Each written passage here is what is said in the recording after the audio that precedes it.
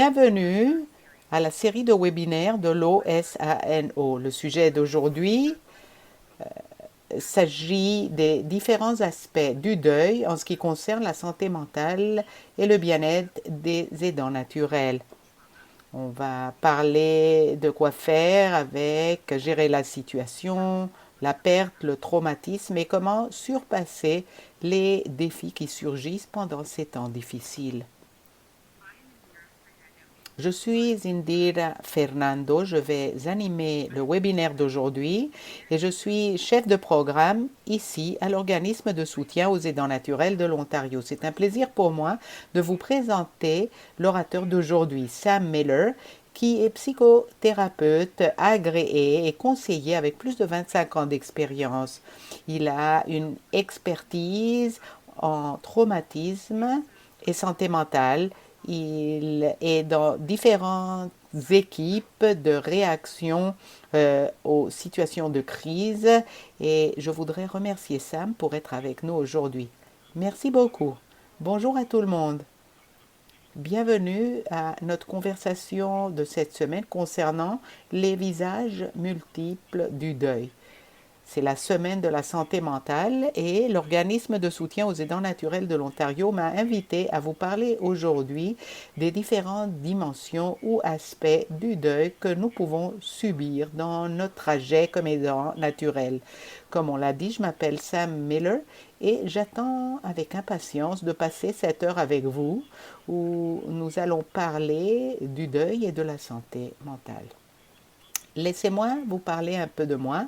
Avant de commencer, je suis psychothérapeute agréé, formée comme thérapeute cognitivo-comportemental et quelques-uns de mes domaines d'expertise sont le traumatisme, la réaction au traumatisme, la formation, le domaine de la santé et le bien-être, l'équilibre entre le travail et la santé, et aussi comment devenir résilient lorsqu'on fait face à des défis difficiles.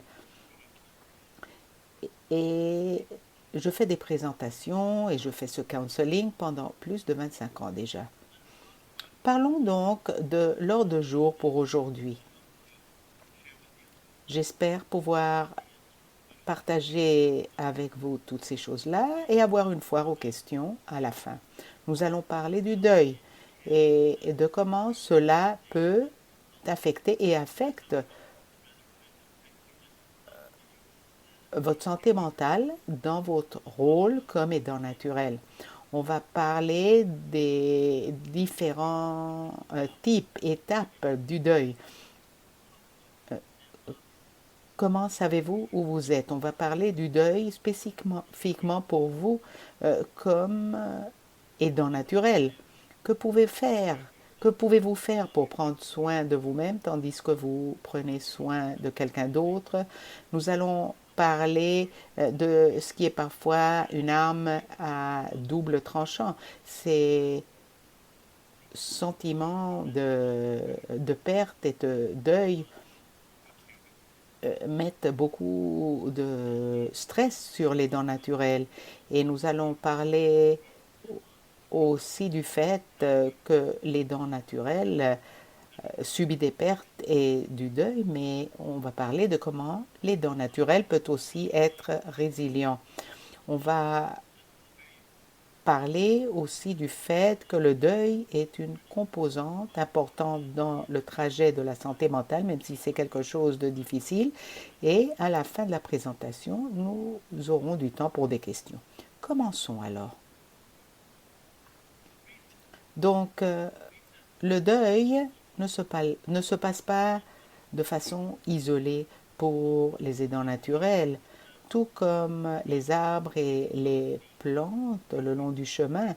Le deuil peut être une partie importante de l'expérience de l'aidant naturel. C'est une partie inévitable, en fait, de l'expérience et du trajet de l'aidant naturel. En tant qu'aidant naturel, le trajet par lequel vous passez est quelque chose qui ne peut être planifié. On a beaucoup de changements, de tours, et que vous soyez au début du diagnostic,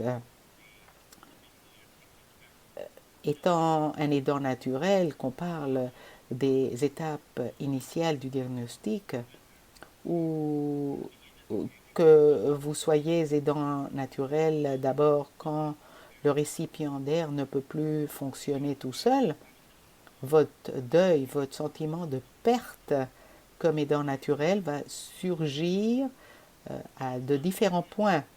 Et il ne s'agit pas seulement de la perte physique de quelqu'un, mais aussi la perte émotionnelle connectée à cette personne ou à une certaine situation. Et dans ce sens-là, nous devons payer attention à comment nous nous sentons et à comment nous pouvons nous regarder à l'intérieur et voir comment soutenir ce que nous devons vraiment soutenir, c'est-à-dire notre santé mentale comme aidant naturel qui soutiennent des autres. Qu'est-ce alors le deuil? Que voulons-nous dire avec le mot deuil? Tout d'abord, il s'agit de notre réaction naturelle à une perte.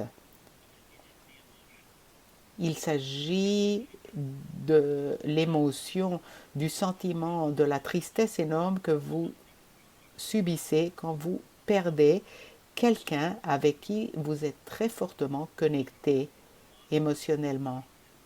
Le plus la perte est importante, le plus le deuil sera fort, le plus difficile il sera. Et le processus de deuil est un processus très difficile, probablement l'un des défis les plus difficiles auxquels vous allez faire face pendant votre vie. C'est quelque chose d'extrêmement difficile au niveau émotionnel. Et c'est aussi quelque chose de très nécessaire. Alors, nous pouvons parler du deuil et de la tristesse et du trajet, mais c'est autre chose que de parler de comment ce deuil, ces émotions peuvent être tellement surpassantes jusqu'au point où tout cela va affecter notre santé mentale. Donc, comme je l'ai dit fréquemment, cette douleur à cause de la perte peut être une douleur surpassante et ce n'est pas quelque chose à taille unique. Pour tous les aidants naturels, vous pouvez subir toute une gamme d'émotions difficiles, d'émotions inattendues à des temps inattendus. On peut avoir du choc, de la colère, même du déni. On peut avoir un sentiment général de culpabilité ou dans quelques cas, un niveau très profond de tristesse. Le deuil, vous savez, oui, nous parlons de santé mentale, mais le deuil n'est pas seulement un enjeu émotionnel, cela peut aussi affecter notre santé physique. Cela peut faire que ça soit difficile de manger ou de dormir. Parfois, on peut perdre de la force.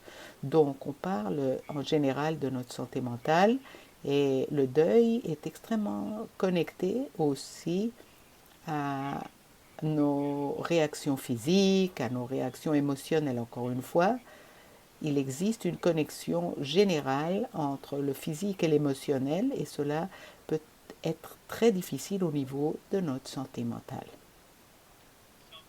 Alors, vous savez, les gens avec lesquels je parle aujourd'hui, le public, vous savez, vous êtes dans un rôle très spécial parce que vous avez le rôle double d'aidant naturel, membre de la famille et ami aussi. Alors, votre interaction avec les différentes circonstances, alors le processus de deuil sera différent de celui d'autres membres de la famille qui auraient pu ne pas avoir le même niveau intense de soins et d'interaction.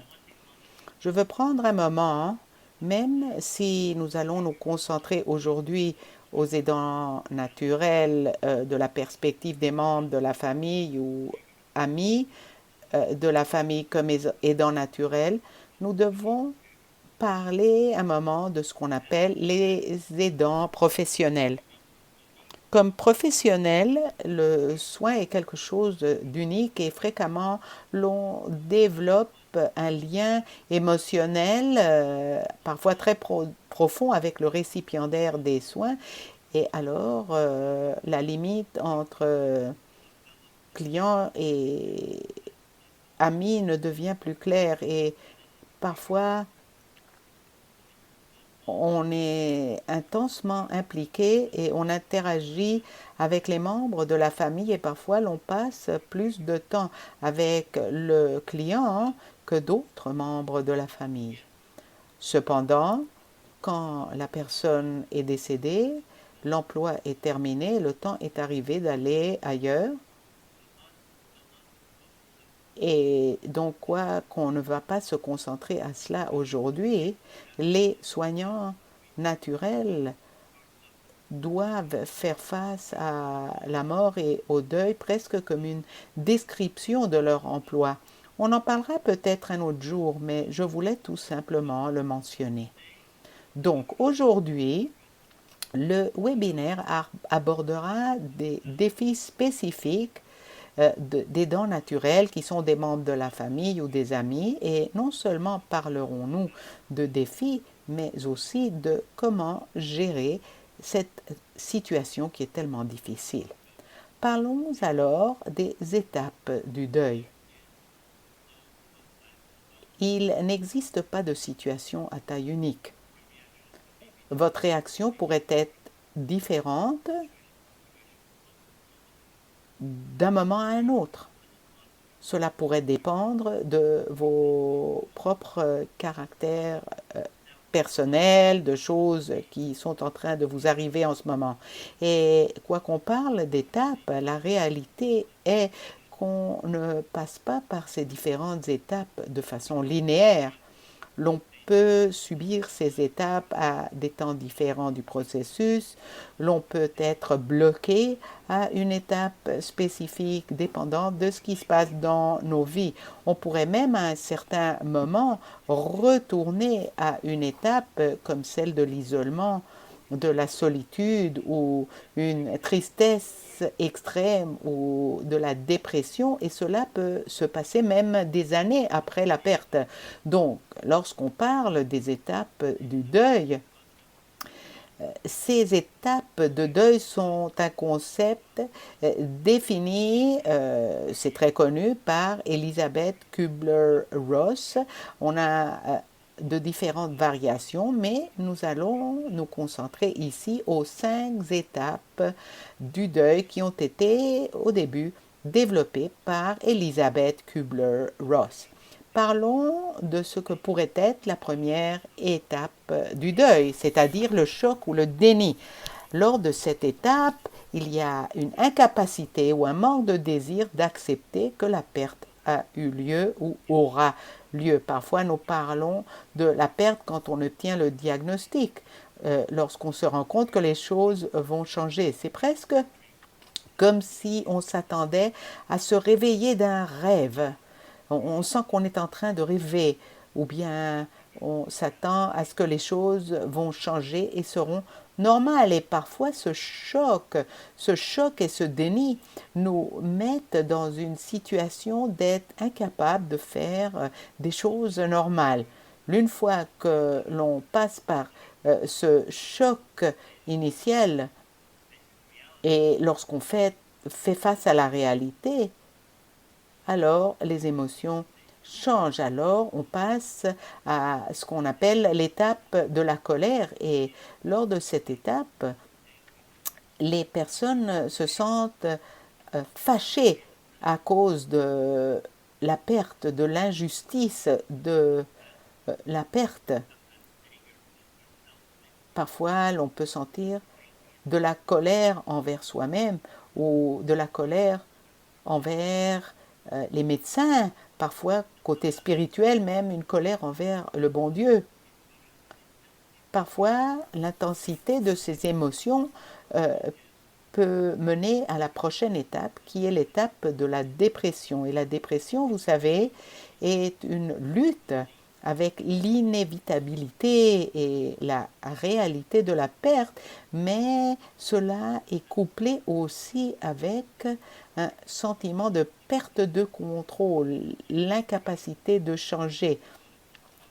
Une des choses de la dépression est le sentiment de perte de contrôle. On ne peut rien faire pour changer les choses. Et côté dépression, cela peut être euh, dangereux. Donc, lors de l'étape de la dépression, les personnes qui sont en deuil peuvent pleurer, avoir des difficultés avec le sommeil, avec leurs coutumes alimentaires. Ils sont très introspectifs, ils tendent à se blâmer pour avoir peut-être causé les choses, quoique ce n'est pas réaliste que d'avoir causé une perte, même si c'est justifié ou ce ne l'est pas. Et là, c'est une étape attendue. Ce n'est pas une émotion inattendue. Et les gens passent par cette phase. Et ce qui nous inquiète toujours, c'est que les gens peuvent être bloqués. Et c'est là où ils ont besoin d'un soutien supplémentaire. Maintenant, les deux étapes de la négociation et de l'acceptation, parfois, peuvent être échangées du point de vue de comment elles fonctionnent comme étape. Donc, la négociation pourrait être ce sentiment d'essayer de trouver de la signifiance entre la tristesse et l'allègement, entre ce qui fut et ce qui sera.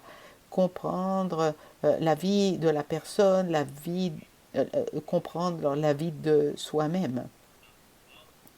Mais au bout du fil, le procès de deuil s'agit d'acceptation.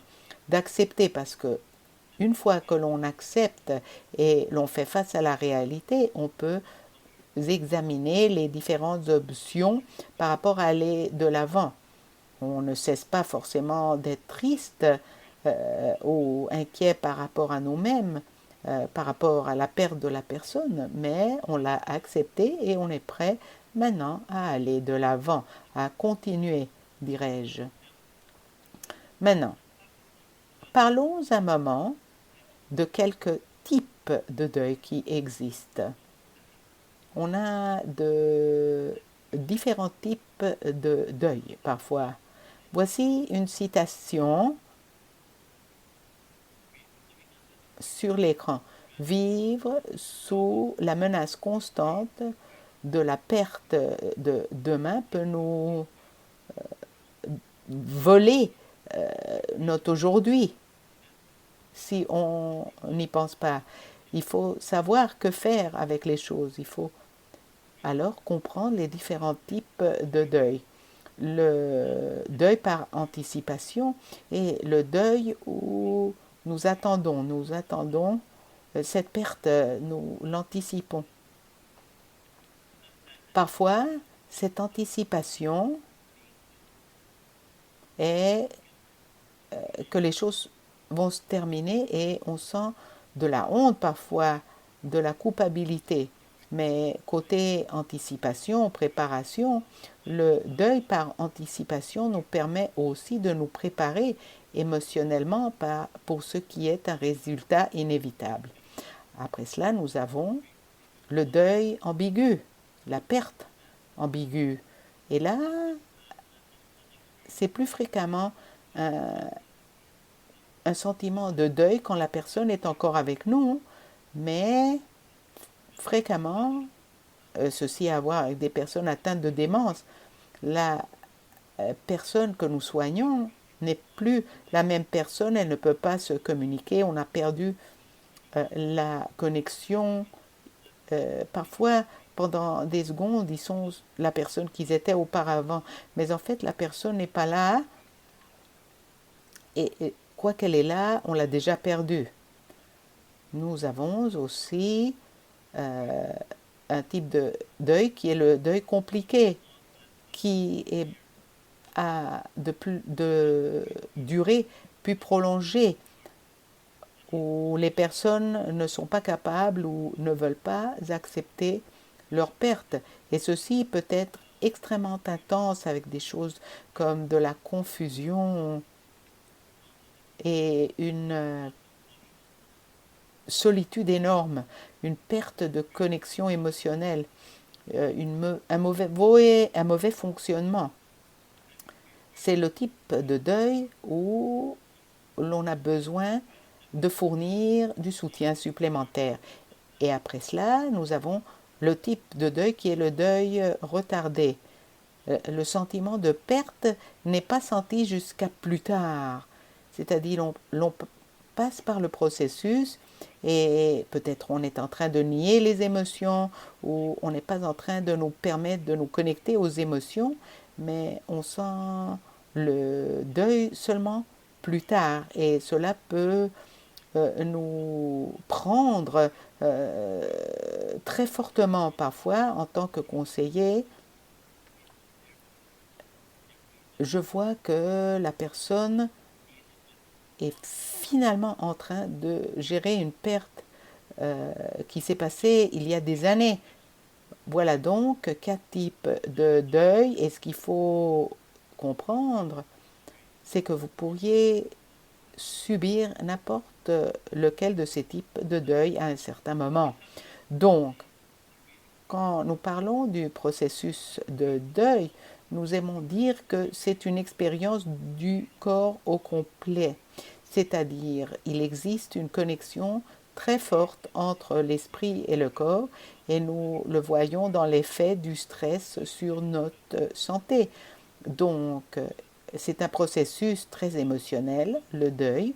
Donc, parlons alors un peu des symptômes. L'on peut avoir des symptômes physiques tels que par exemple de différentes douleurs, des maux de tête, de la difficulté de respirer, vraiment une manifestation physique du deuil. Les symptômes sociaux, par exemple, être en retrait, ne pas interagir avec d'autres personnes au niveau cognitif, ne pas être si conscient de différentes situations, ne pas interagir avec de différentes situations, un sentiment extrême de solitude. Symptômes émotionnels, la perte, le deuil, cela parfois affecte notre capacité cognitive de nous concentrer, d'être intentionnel, la colère, les inquiétudes, l'anxiété, les inquiétudes et l'anxiété par rapport à notre propre santé.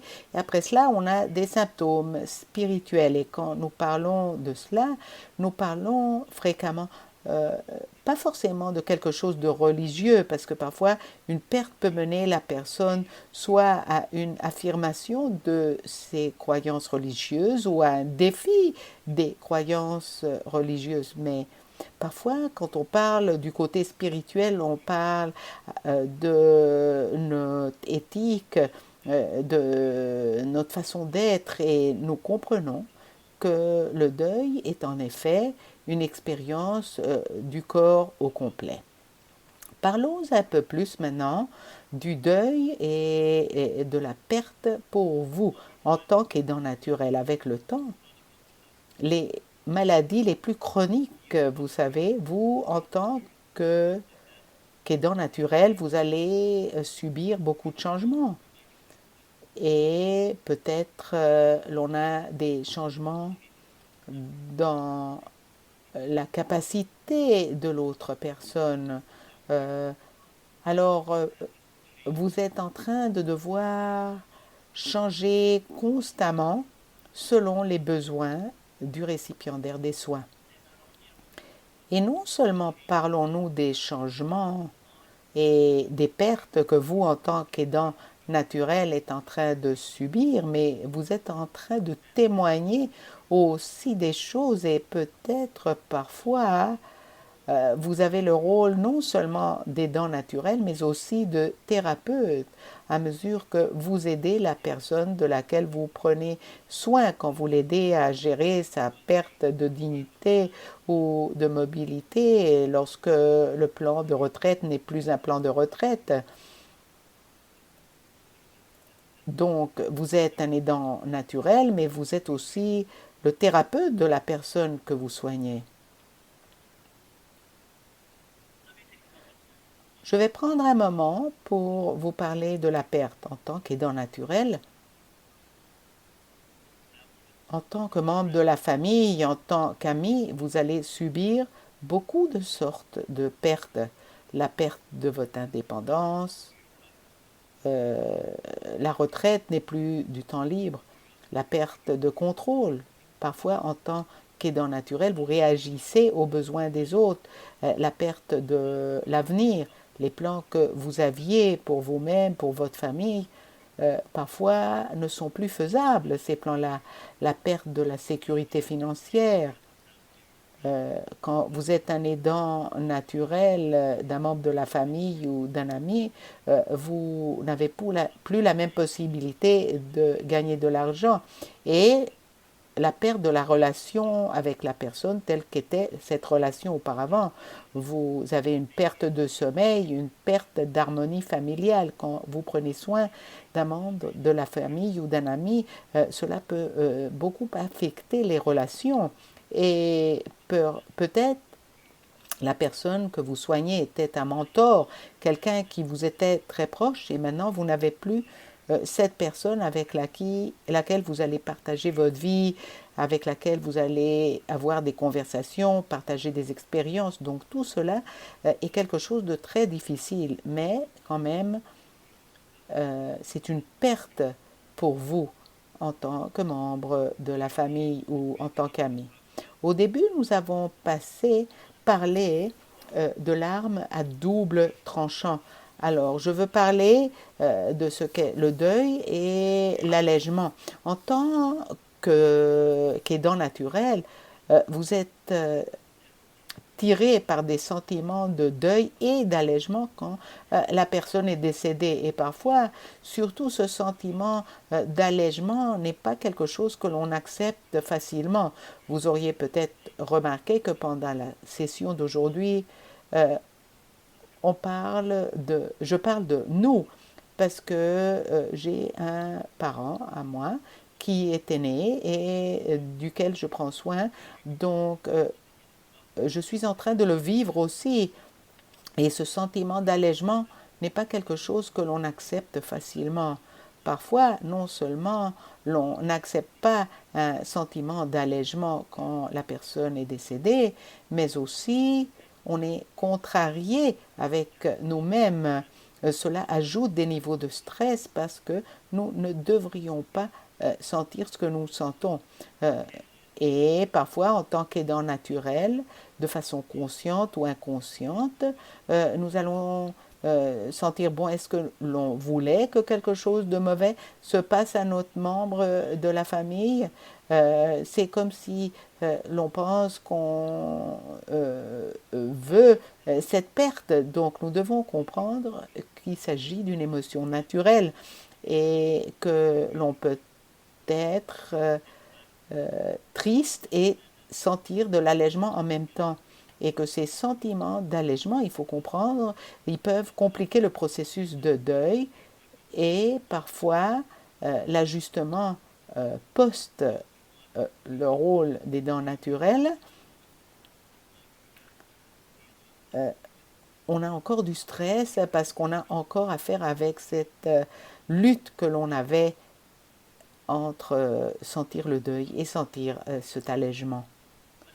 Mais, quoique ce processus est très difficile, quoique le deuil et l'allègement, plutôt le deuil et la perte sont difficiles pour les aidants naturels surtout, c'est une composante très importante des soins envers nous-mêmes. Le soin de soi-même est quelque chose d'essentiel parce que le trajet par lequel vous passez avec ce processus de deuil en tant qu'aidant naturel est différent pour chaque personne individuelle, mais nous savons qu'il existe un aspect très similaire.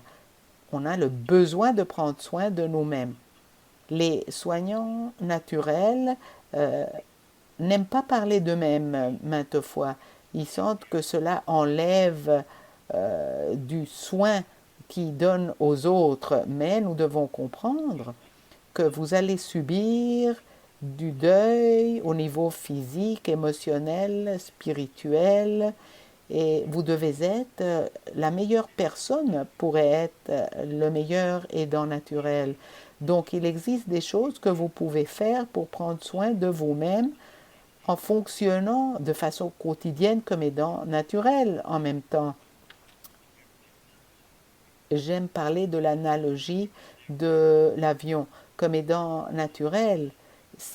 Vous savez, quand vous êtes dans l'avion et l'on dit il y a beaucoup de turbulences et les masques d'oxygène vont descendre du toit, veuillez bien mettre votre masque avant de mettre le masque sur le visage de votre enfant, par exemple. Donc, euh, l'instinct naturel, comme aidant naturel, est de prendre tout d'abord soin de l'autre, mais pour être le meilleur aidant naturel, on doit prendre soin de soi-même. Alors, parlons de quelques idées par rapport aux soins de soi-même. D'abord, il faut accepter vos sentiments. Ils ne sont pas des sentiments corrects ou incorrects, ils sont simplement là, qu'il s'agisse de crainte, de colère, de confusion, quoi que ce soit. Voici des composantes nécessaires et les émotions sont là, sont complètement naturelles et sont une partie d'une de ce qui nous aide à passer par les choses. Si on ne travaille pas à ces émotions, si on ne les accepte pas, on ne pourra pas rapporter de retour les émotions et les sentiments de joie. Donc soyez patient avec vous-même. Il s'agit d'un processus personnel intense. Il n'existe pas une façon correcte de le faire. Vous regardez quelqu'un d'autre, vous pensez qu'on peut le faire de meilleure façon. Non, soyez patient. Il n'y a pas de période de temps spécifique. Ça va prendre le temps que ça va prendre. Et encore une fois, une partie d'être patient avec vous-même et d'accepter vos sentiments et d'être réaliste et de ne pas mettre d'autres pressions sur vous-même. Ne prenez pas des responsabilités supplémentaires qui ne sont pas réalistes étant donné la situation dans laquelle vous vous trouvez, une situation de perte et de deuil. Prêtez attention à vos besoins physiques. Cela peut être très facile de les négliger quand vous êtes en deuil, mais c'est essentiel de prendre soin de vos besoins physiques. Nous savons que quand nous sommes en stress, le corps libère une hormone qui s'appelle le cortisol qui affecte notre capacité de fonctionner. Et nous savons que des choses comme prendre soin de nous-mêmes, l'exercice physique, tout cela nous fournit du carburant nécessaire pour équilibrer le stress. Et la perte et le deuil sont le traumatisme ultime, le stresseur final. Et donc, quand vous prenez soin de vous-même et vous prenez soin de vos besoins physiques et vous avez des routines quotidiennes, vous obtenez à nouveau le sentiment de contrôle que vous avez perdu quand le deuil a commencé. Rappelez-vous que vous ne devez pas faire les choses tout seul. Acceptez l'aide des autres. Vous êtes une partie d'un réseau, d'un groupe. Ne pensez pas que vous êtes un fardeau. Vous aidez des autres et votre vie s'agit de prendre soin des autres. Donc comprenez que vous ne pouvez pas le faire tout seul. Vous avez votre propre réseau de soutien. Donc acceptez l'aide des autres et peut-être de l'aide professionnelle si vous êtes bloqué à une certaine étape comme la dépression ou si vous avez un type de deuil compliqué au niveau extrême. Donc, accepter l'aide des autres. Donc, la question principale est comment travailler au deuil et aller de l'avant à partir de cela. Comment développer la résilience. Et cela sera une question difficile. Et c'est une question différente, avec une réponse différente pour chaque personne, dépendant de la situation dans laquelle il se trouve, dépendant de la perte de la personne, dépendant de la relation avec la personne. Mais nous devons reconnaître que c'est une expérience qui a un impact sur notre bien-être, sur notre santé mentale de façon directe, et qu'on doit avoir une perspective plus introspective. Il ne s'agit pas seulement de la perte d'une personne, d'une relation personnelle, d'une situation, d'une chose. Il s'agit de qui vous êtes dans vos expériences. Donc, cela peut être bon pour vous. Cela crée la capacité d'être introspectif et franchement, il s'agit d'une transformation plus profonde qui est en train d'avoir lieu. Et quoique c'est difficile, pensez à ce que vous avez obtenu. Pensez à ce que vous avez contribué, à ce que vous continuez à contribuer. Permettez-vous de donner de l'espace à vos émotions et à la situation exacte sur laquelle vous vous trouvez dans ce trajet. Donc, je voudrais indiquer qu'en plus de cette session que nous venons d'avoir, et je remercie encore une fois l'OSANO pour m'avoir permis d'être une partie du travail sur la santé mentale et de votre trajet, il existe beaucoup de ressources qui sont disponibles de la part de l'OSANO, des groupes de soutien des pairs, des événements, des webinaires, vous pouvez les regarder en ligne. Le programme Ancré, Scale, vient de recommencer et vous pouvez télécharger beaucoup de feuilles d'informations concernant des sujets spécifiques pour les aidants naturels. Donc, assurez-vous de profiter de toutes ces choses-là. Donc, mon temps s'est terminé. Je voudrais remercier tout le monde pour m'avoir écouté, pour m'avoir permis, j'espère, d'avoir été utile et d'avoir été une part de votre trajet de perte et de deuil. Merci Sam pour nous avoir inspirés, pour avoir été si plein de compassion aujourd'hui.